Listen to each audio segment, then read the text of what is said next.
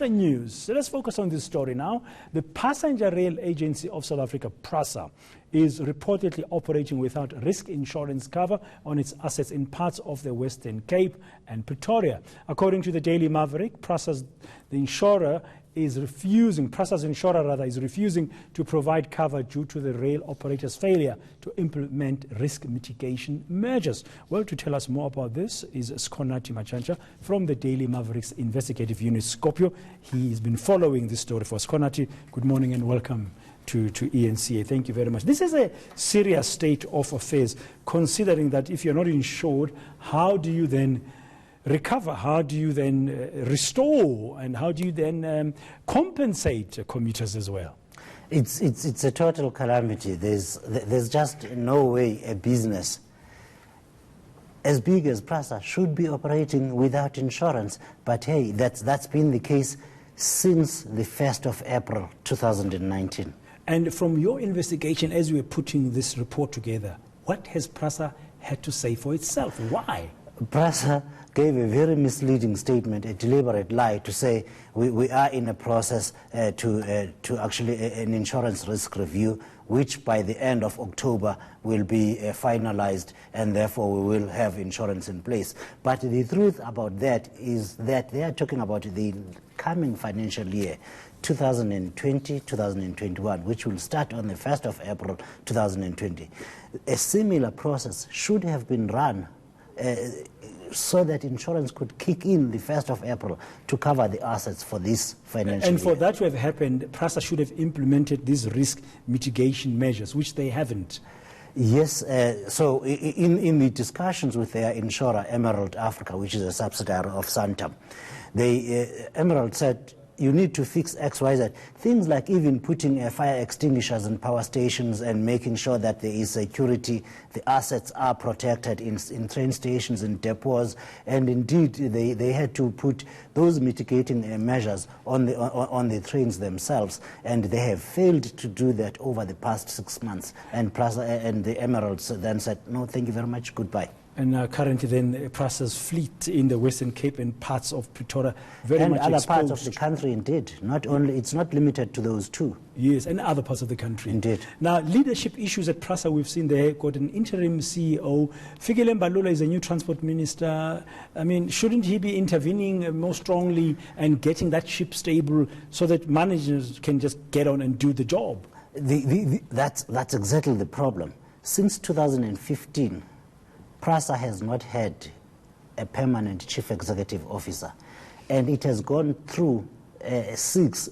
The current Nkosinathi Sishi is the 7th interim acting chief executive officer in the past 4 years, and it has not had a board since 2017 because the transport minister at the time, Dipuo Peters, just decided to appoint an interim board, and Joe Maswanganyi did the same, Blade Nzimande, and we now have Fikile Mbalula.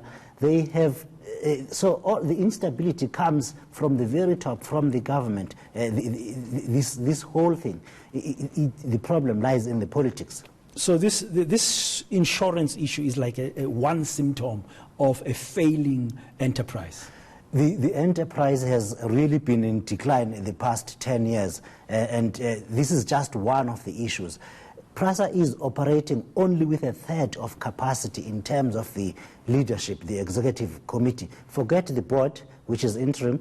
The chief executive and his executive committee, there should be 14 people in their positions at full capacity. They're only working with 4.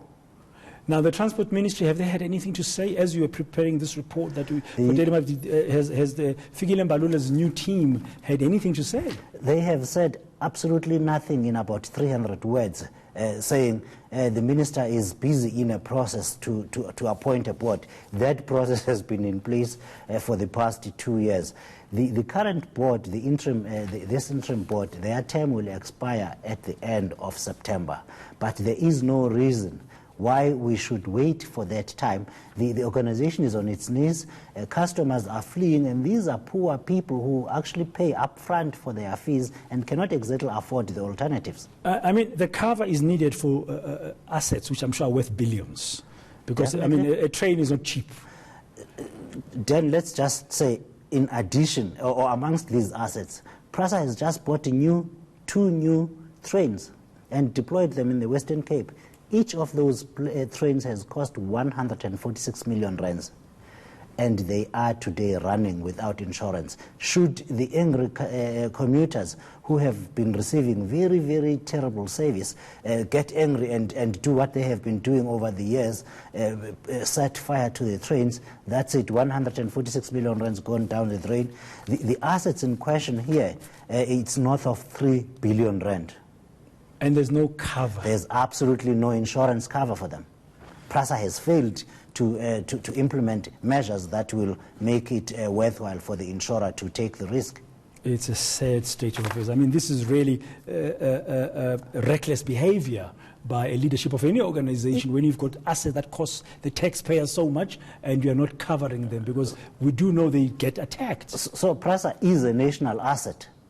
So it's not just reckless behavior.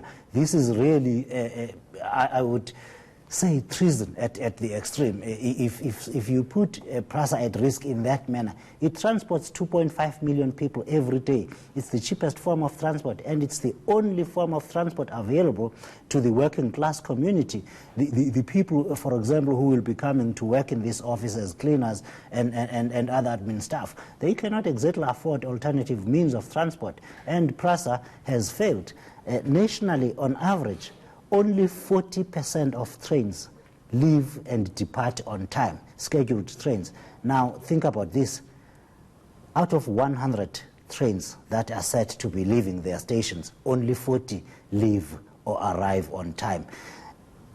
Would ENCA be here if only operated 40% of the time? No, if we started this show 40% late, I wouldn't have a job.